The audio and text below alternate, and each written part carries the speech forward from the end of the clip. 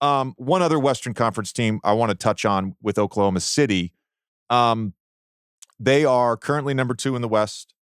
They've got a top 10 offense, number 9 offensively. They got a top 6 defense, number 6 defensively, number 3 net rating. By all accounts, this team is ahead of schedule.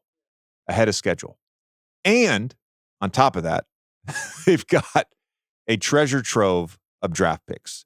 Like, they are as well positioned as any team to make a big move.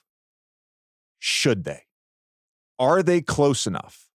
Right now, would they be close enough with one big move to potentially be a championship level team this year?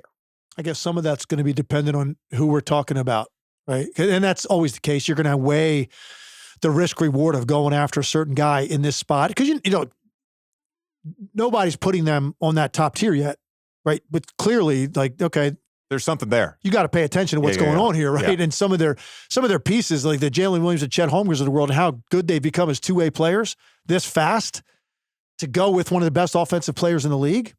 Yeah, okay, let's start paying attention to them.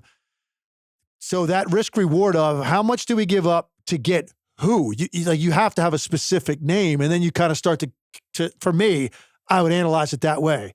Let's calibrate this deal based on what that guy's going to do in terms of moving them. Do you think they're one guy away? Like, if they add a perennial all-star caliber wing, 20-point scoring type wing, like with some size and length? I've seen this on Twitter for the last 5 to 7 days. The Markkanen thing is really interesting to me. It's really interesting to me. And on top of that, I was surprised when I looked up their starting lineup. Pedestrian in terms of their offense. Yeah. They have a 3.4 net rating, 109.9 offensive rating. They're fine defensively. Markkanen to me would be a pretty damn good fit. Again, you get more positional size at the 4. I think his ability to stretch and shoot, his ability to rebound, he can score inside. I think the fit with him, and of course, Giddey's the odd man out. Mm-hmm. Let's be honest. Giddey's the odd man out there, and he hasn't been good this year. No. And you obviously have to wonder all the stuff weighing on him right now with the ongoing investigation for both the league and the Newport Beach Police. But the idea of Shai, Lou Dort, Jalen Williams, Markkanen, and Chet Holmgren, that's a pretty damn good lineup. And the pieces, I think, all fit. I'm not of the camp that they should go out and get a Zach LaVine or DeMar DeRozan if the Bulls. How about a Siakam? Yeah, I think the OG Siakam thing, I think that makes sense too. I love the fit of Markkanen because of the shooting, specifically because of the shooting. Yeah, because you're talking about a guy that brings a dynamic off of a guy like Shai, like a 2-man game with Shai. Yeah, and Markkanen. It's also pick and pop game. It's also the off-ball stuff that Will Hardy uses with Markkanen, just in terms like. He played that year at the 3 in Cleveland and sort of by default had to move a little bit more.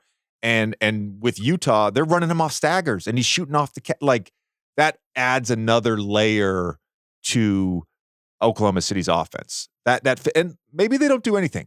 Maybe they don't. They just ride it out with this group and hope Giddey, plays better as the season progresses.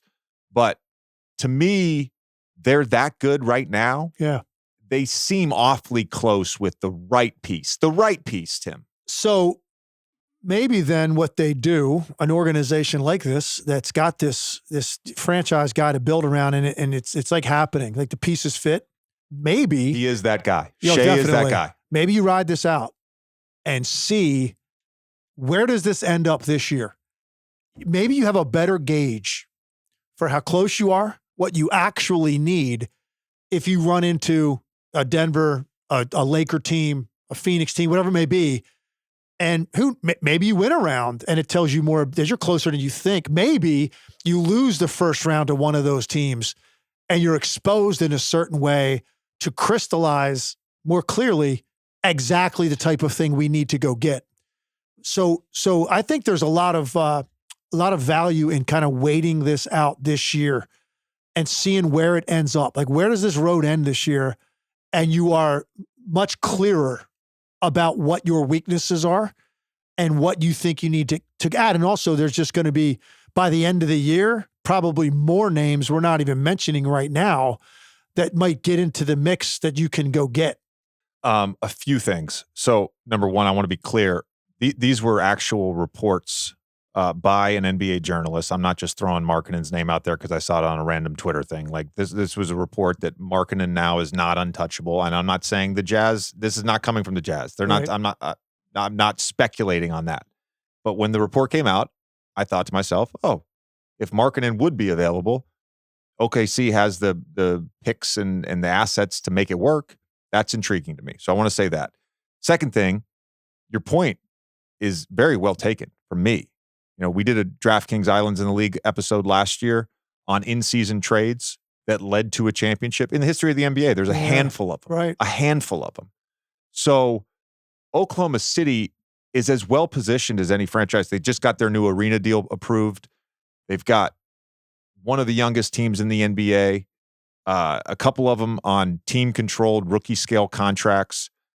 They don't need to rush. Shai, their best player, still kind of just entering his prime. Yeah. They don't need to rush. So that point is very well taken, for sure.